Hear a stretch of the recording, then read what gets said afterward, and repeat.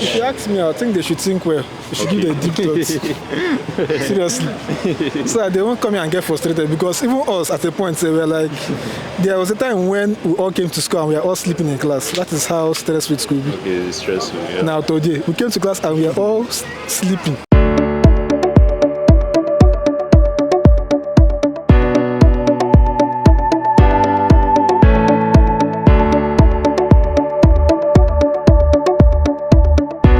Hi guys, welcome back to the Studentship YouTube channel. Today I'm here live at the University of Nigeria. I'll be going around asking students, information about their course of study. I can assure you that you are going to find this video helpful. So make sure you like this video and subscribe to this channel. Okay, good afternoon. What's your name and department? My name is Ezekwel Nambi. My discipline is civil engineering. Okay, nice to meet you. What level? Actually, I'm done with civil engineering. Okay, like recent graduate. Wow, congrats. So what about you, your name, department and level? My name is Emmanuel Okukunudo. Okay. From civil engineering department. I've actually graduated. That was last year. Wow. So congrats. Thank you. So the question I want to ask you is, what is civil engineering as a course in the university? Yeah, civil engineering as a course in the university. Yes. Okay, I'll start with a very simple illustration. Just like God created man, the creator. So civil has to do with creation of things. Okay. Like the analysis, creation of roads. It's deep. So we have structural, we have highway, we have hydrology, there are so many things in civil engineering. So. Oh, thank you very much. So why did you decide to study civil engineering about 5-6 years ago? It's actually 7. 7 years plus the strike. Thanks to the strike. Well, that's civil engineering, because I wanted something that will give me more of a challenge. Okay. And make me use my imagination more. Because when it comes to civil engineering, we actually do design. Okay. And when you're designing, you have to assume that you're actually in that environment, trying to put those structural components together. Okay. So that's imaginative ability which I have naturally. I wanted to give it more expression. Okay. Was it something that came while you were applying for JAM, or it has been a childhood dream? No, actually, as I said, I wanted to start, funny enough, I wanted to be an artist, but along the way, I know it is too simple. What kind of artist? Just the way you have art students drawing live drawings, that kind of a thing. Okay. Then we moved on to architecture, then now to civil engineering. Okay. So, can an average student, in terms of physics, mathematics, further maths from secondary school, can that category of students study civil engineering? An average student, of course, an average student can study civil engineering. Okay. If you're average, it means you have above, let's say, 50%. That's considered as being average. So, if you're able to, you know your way around physics to some level. Okay. You know your way around math to some level. You can, you can include your logical sense, of course. Okay. Know your weaknesses, know your strengths, work on your weaknesses. Of course, you can study civil engineering. Okay.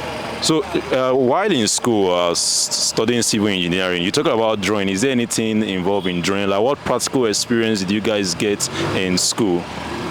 Actually, when it comes to drawing, if you're coming from secondary school, you know that as technical drawing, that is TD. Yes. Which is basically, you start with drawing shapes, drawing, if possible. I think then we started with drawing boats. Okay. If they really went that deep, then isometric circles, because those are just like the foundation of how you start when it comes to design. Because those basic construction knowledge is what will help you when you want to do your drawing. Okay. Therefore, I went on to building drawings, which was in SS3. Anyone in SS3 has not done building drawing, it will be hard for you, but you can still try your own personal time. Okay. Just try by drafting out a building plan. Okay. Thank you very much. So I want to ask, how lucrative is civil engineering as a course in Nigeria? As a course in Nigeria, civil engineering is actually lucrative. It's not something that you're done with school and then you now be looking for how to apply for social job, because as a civil engineering student, you already know the technical know-how to go about your design. So when you're done with school, you're not expected to go about looking for a job. I think you should be the one creating jobs. Yes. You get, so it's actually lucrative because it's not more of, it's really practical. So it's very, very lucrative. Talking about how lucrative it is there any way students of civil engineering can make money while in school from the course? Can you put your question again?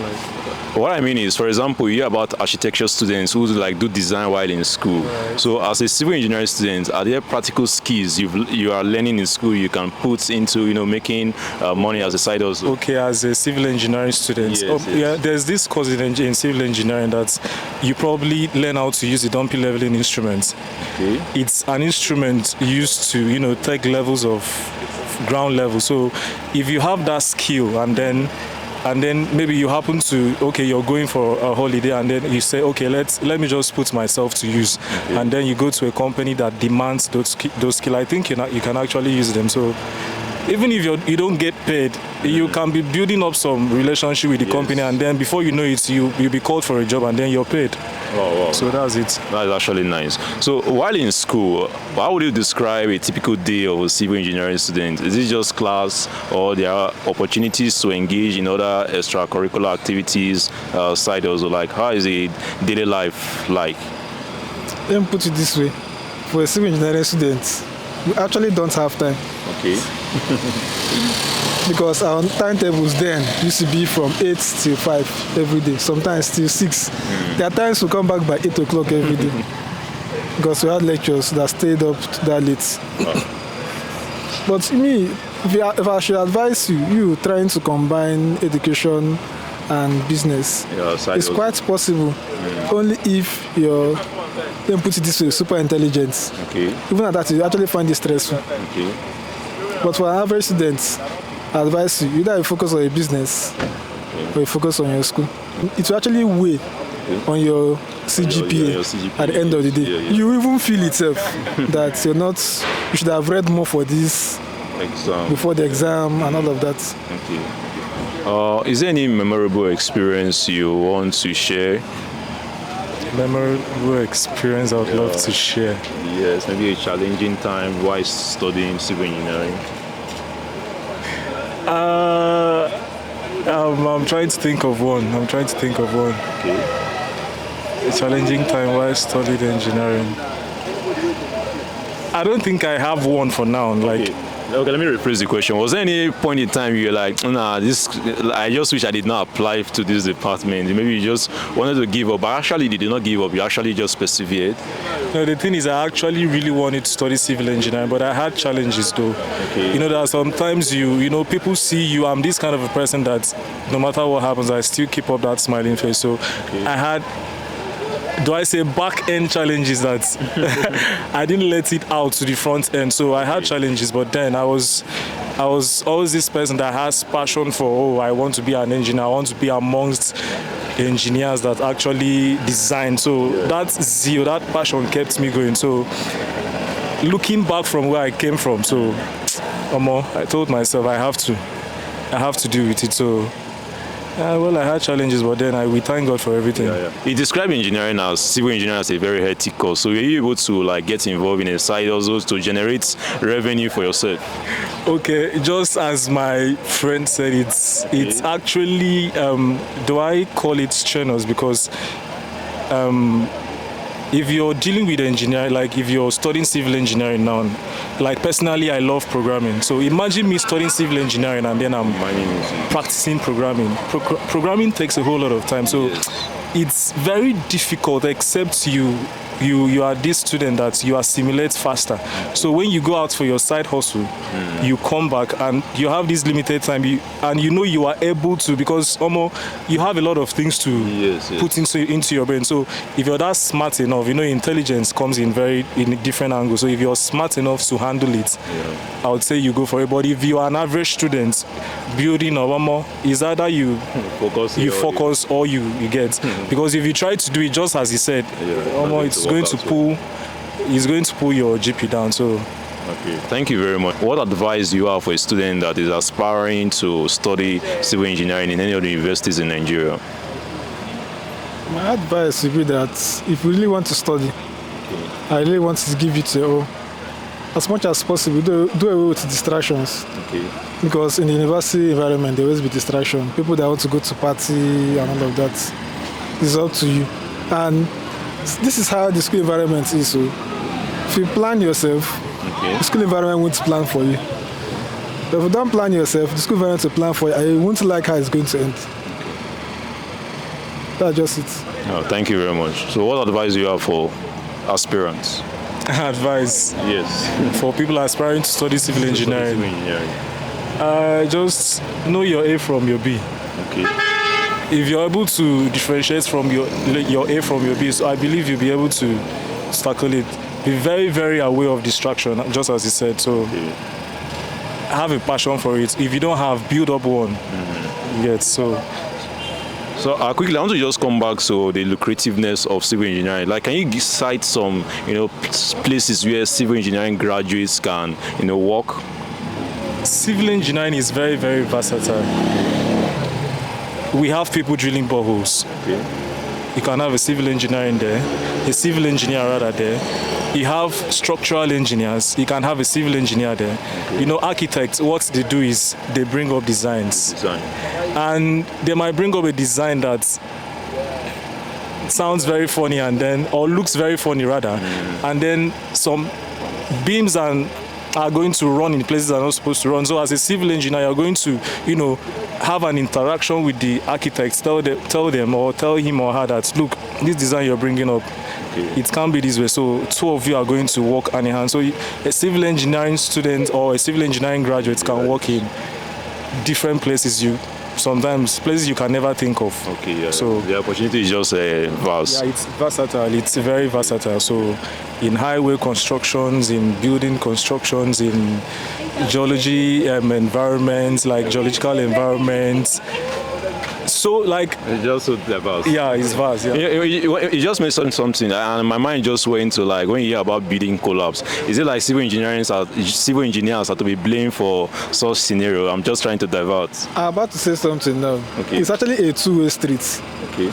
Part of the reason for building collapse is not just the civil engineer's design. Sometimes the civil engineer does his job, and either the site engineer, which you know as the builders, don't actually execute the plan as it's meant to be because they are trying to cut costs.